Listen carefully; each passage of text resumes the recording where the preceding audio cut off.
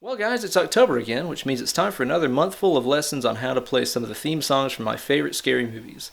Let's kick off this Halloween season by learning a fingerstyle arrangement of the theme from 28 Days Later.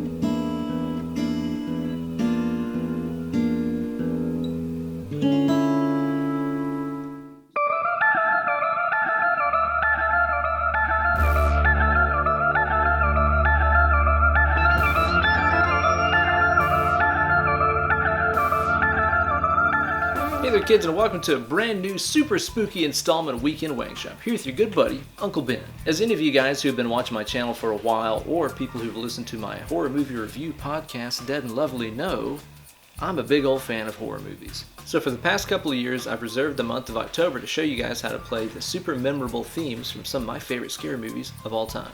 Be sure to click on the playlist down there in the video description to get lessons on how to play stuff like the theme from The Exorcist, theme from Halloween, and all kinds of other good stuff. To kick off the Halloween season this year, I decided to show you guys how to play my fingerstyle arrangement of the really awesome theme from 28 Days Later, which is one of my favorite zombie movies ever. The tone of this piece is super dark and depressing, which matches the movie extremely well. I think 28 Days Later is one of the most bleak and depressing zombie flicks that's ever been made. And as always, for a full spooky tab, you can find it over on my Instagram page, over at Ben Eller Guitars. Give me a follow, find the tab for this week's lesson, learn how to play it, then upload a video of yourself playing through it along with the hashtag Weekend Wankshop.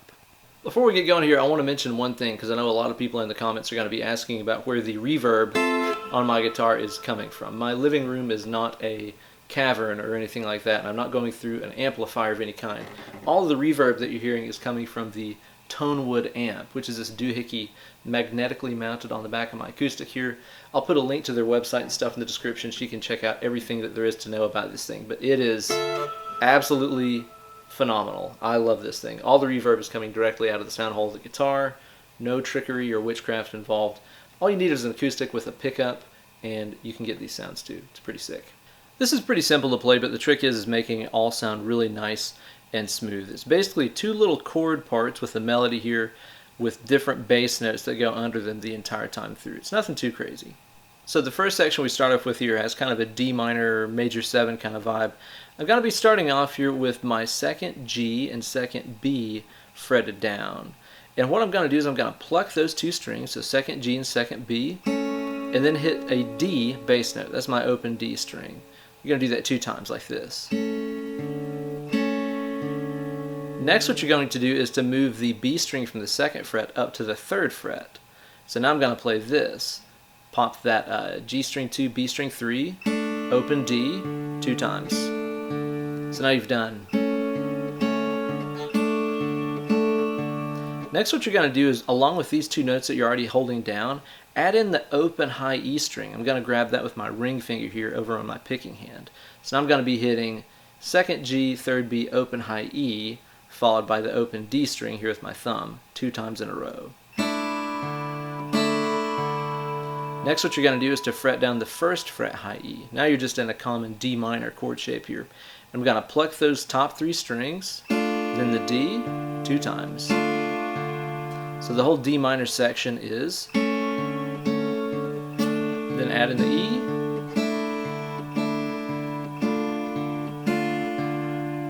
so the next part here goes to a B flat kind of feel, and what you're going to do is to grab the 1st fret A string, 3rd fret G string, 2nd fret B string. Play the G and B that you're holding down, followed by the bass note 2 times in a row.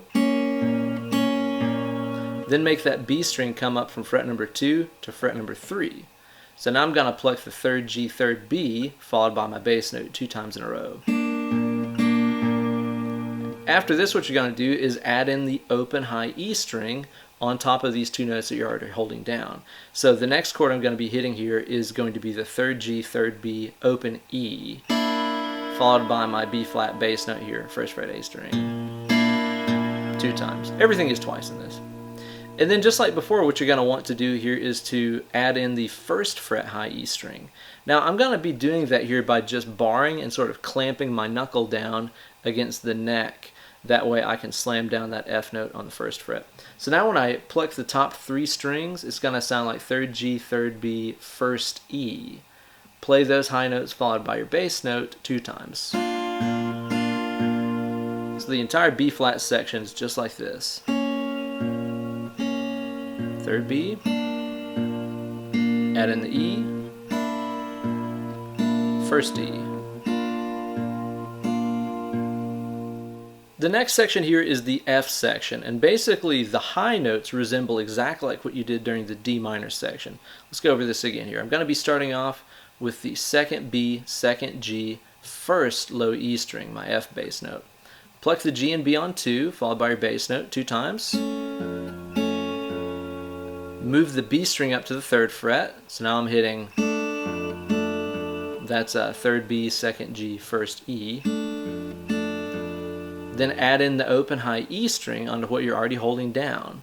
So now whenever I pluck the 3 high strings, it's going to sound like 2nd G, 3rd B, open high E, followed by my low F bass note, just like this. And then just like before, add in the 1st fret high E string by kind of buckling down your bar against the edge of the fingerboard there. So now you have 2nd G, 3rd B, 1st high E, and 1st low E, like this. So the F section, it sounds like this. Adding in the E.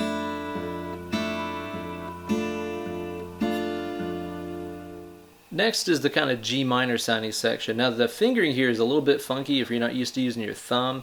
You could probably figure out a way to do it with some changing fingerings and stuff without using your thumb, but that's just kind of my custom, is to use the thumb for bass notes on chords like this. The fingering here is really important. The other parts, it's not a huge deal, but here it does kind of matter. I'm going to be playing my 3rd finger, 3rd fret G, and my 2nd finger, 2nd fret B. So I'm going to be holding those 2 notes down and adding in the 3rd fret low E string here with my thumb. Pluck the G and B, followed by your bass note. And then what you're going to do is with your little finger here, move that B string up to 3. So now I've got E, G, and B all in the 3rd fret. Add in the open high E string into your chord. So now you're hitting 3rd G, 3rd B, open E. And then move that high E string to the 1st fret with your 1st finger. So now I'm playing 3rd G, 3rd B, 1st E, 3rd low E as my bass note. Again, that section is pretty tricky right there. It took me a little while to get used to that fingering. That's what she said.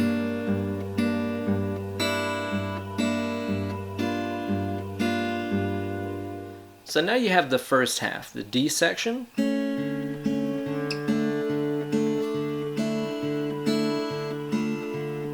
The B flat section.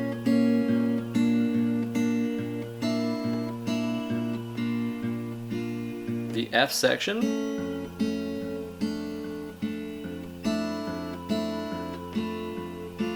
And the G section.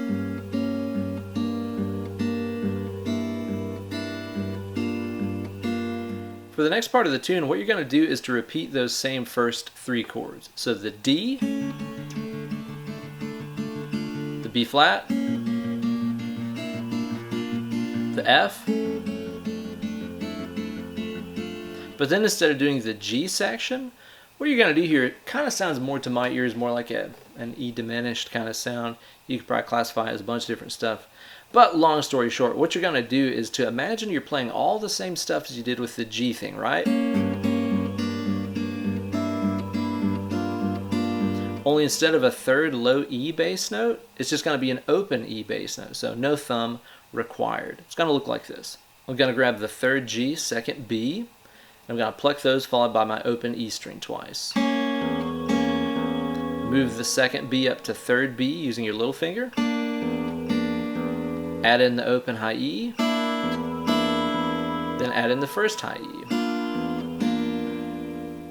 And that just basically repeats onwards and onwards. So all together here you're going to have the D section,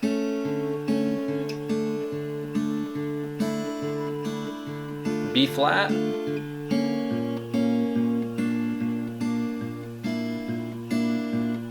F,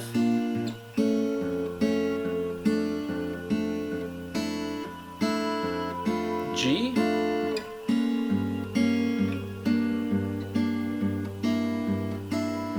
back to the D section,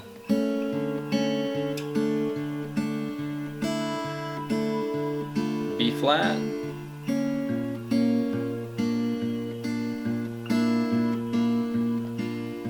F,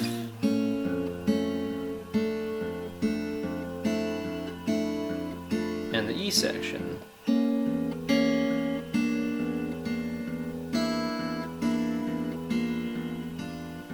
Thank you guys so much for watching this lesson. I really enjoy doing these Halloween horror themes for you guys every year, so please be sure to leave me some comments below letting me know what you'd like to see covered next. I've got a few ideas for the month, but nothing is completely set in stone, so if I get enough votes for something in particular, I'll cover that instead. You guys can follow me on Instagram and Twitter at Ben Eller Guitars, or go check out my Facebook fan page over on facebook.com/UncleBenEller. And if you'd like to book some one-on-one Skype lessons with me, be sure to drop me an email, benellerguitars@gmail.com. Thank you guys so much for watching, and again, be sure to leave me a comment letting me know what other spooky stuff you'd like to see covered on Weekend Wankshop this month. Cheers and happy hauntings.